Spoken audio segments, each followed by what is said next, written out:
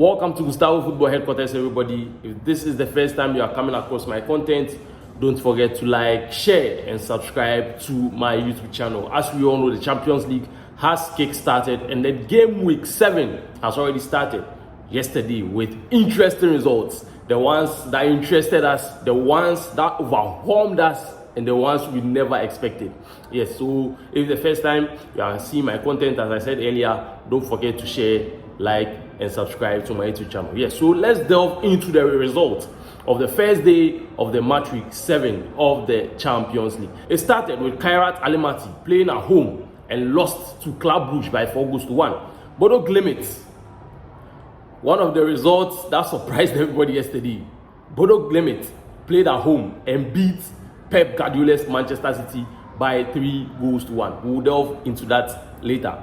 Copenhagen played at home and drew to Napoli 1-1. Inter Milan played at home and lost to Arsenal by 3 goals to 1. Olympiacos beat Leverkusen by 2 goals to 0. Real Madrid, the biggest winners on the night, beat Monaco by 6 goals to 1. Sporting CP, another surprising result, sat home and beat defending champions PSG by 2 goals to 1. Tottenham Hotspur played at home against Dortmund and won by 2 goals to 0. And the final one, Villarreal, another surprising result, sat home and lost to Ajax by 2 goals to 1. Yes, so let's start with Bodo Glimt playing at home to Manchester City. What is wrong with Pep Guardiola's Manchester City? Bro, you know, I've said this before. This is one of the reasons why I'm not overly excited as a United fan about that win against Manchester City. Because first of all, City this season hasn't been that good. Right? Plus, recently, the likes of Ruben Dias, the likes of Vardiol have all gone out injured. So City have been handicapped, especially in defense. Yeah? So I think Manchester City in general haven't been doing well, especially in defense this season. They score a lot of goals, but then they do concede a lot. And Bodo Glimt, as we all know, they are a team who are very dangerous, especially when they are home. They score a lot of goals. Yes, so going into this game, personally, I had a problem. Pep, you knew you were having injury crisis, right? But then in defense, you decide to start Ailing ahead of Nathan Ake.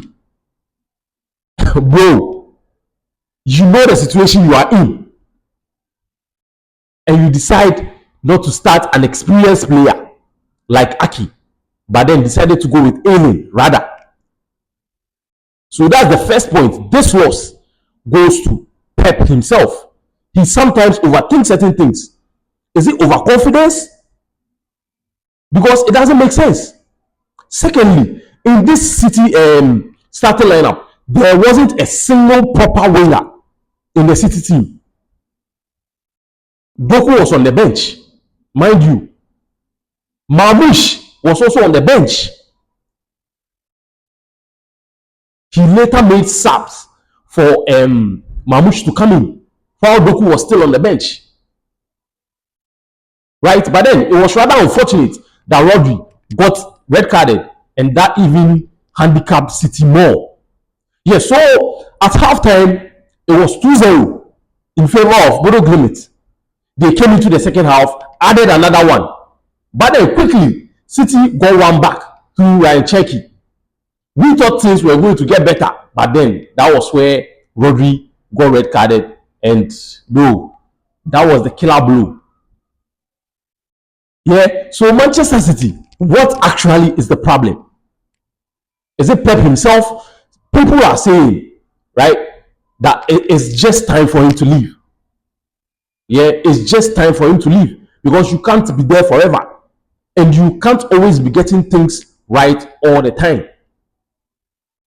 Yeah, so personally, I think that's why there have been links of Maresca replacing Pep next season.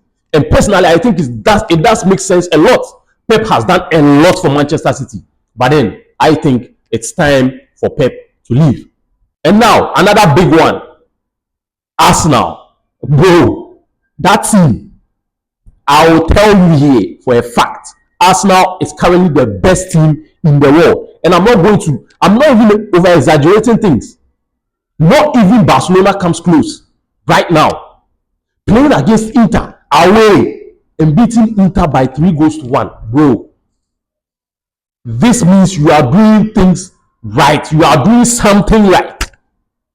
And kudos to Arteta, bro. I just pray Arsenal continues this way and finish the season on a positive. Because you can't be playing this way and go trophyless again.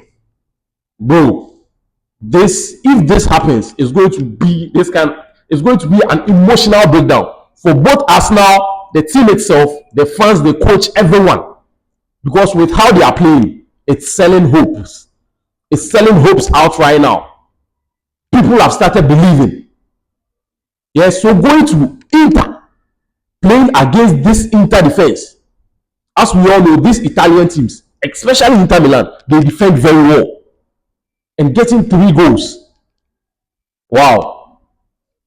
This is excellent. This is excellent work by Arteta. And Arsenal, we all know, play very good football. But then with yesterday's game, you could clearly see that Inter themselves were also in the game. But then quality was the difference. Because if you look at the stats, there wasn't enough difference. But then Arsenal took their chances. And the XG, right, even tells it. Arsenal had a 2.14 XG, right? That tells you what Arsenal were doing. That tells you how good they were creating. That tells you how good they were shooting on target. Right? And personally, another point, the inclusion of Gabriel Jesus in this setup, right? I think this is one of the main reasons why Arsenal were able to break down this Inter defense regularly. Gyökeres, right, is a totally different player to Gabriel Jesus. Because Gabriel Jesus, as we know, plays very good football. He links up play very well. He holds up play very well. He's very, very intelligent when it comes to football IQ. He's top. Unlike Gyökeres is a different kind of player, right?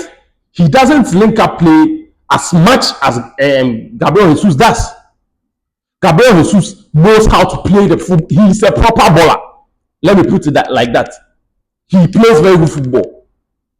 Gyökeres, as we all know, struggles sometimes with the ball. He just struggles with defenders.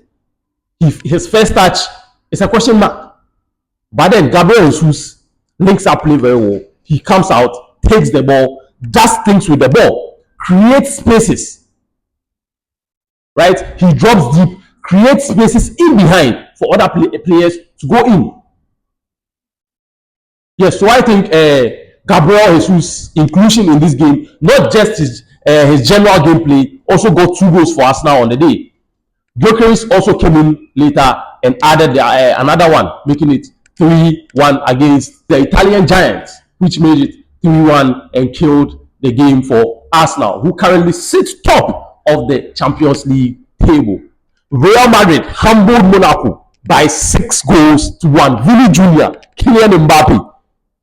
Bro, yesterday was one of the best games I have seen Real Madrid play in a very long time. Right? Because if you know me very well, I've always been saying this. Real Madrid has always been about individual quality. Right? Especially up front. But in yesterday's game, we could see the connection. We could see the collectiveness. Whatever Arbeloa did that made Real Madrid play this well yesterday as a team, he should continue doing that. Right? Because it's been a long time Real Madrid haven't been playing as a team. They are just reliant on individual brilliance up top to win them games. But in yesterday's game, we could see the fluidity. We could see the connection. We could see the collectiveness. Vini Jr., bro. Vini Jr., bro. This is the performance that we've been expecting from Vini. This is the kind of performance that once put Vini in contention for the Ballon d'Or. Yes, so yesterday Vili got a goal with 2 assists. Kylian Mbappe also getting 2 goals on the day. The likes of Mastantuano, Jude Bellingham, and co. also hopped on to the damage and did Monaco a lot of harm.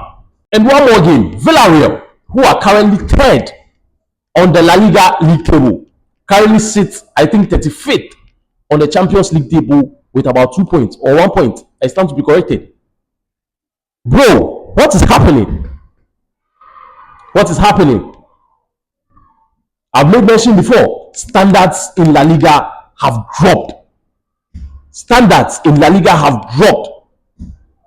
It's very clear. You can even testify, because most of the time these La Liga teams, unlike them, if these La Liga teams come against these Premier League teams, you can clearly see the difference. Premier League teams always beat the La Liga teams. That tells you things are not being done well in La Liga. How can you be playing at home and allow Ajax, who have won only 1 game in the Champions League all season, to come and beat you at home? Bro, they have to do better, because Villarreal are killing it in La Liga this season. They are doing very, very well in La Liga. So how do you allow this? In the Champions League, Villarreal have been very, very bad. What's the problem? We can have a conversation in the comment section. Let me know your thoughts in all the games in general. What you think went wrong for Manchester City? What you think went very well for the likes of Real Madrid? And what you think went wrong for the likes of PSG? Let's have a conversation in the comment section. See you next time in my next video.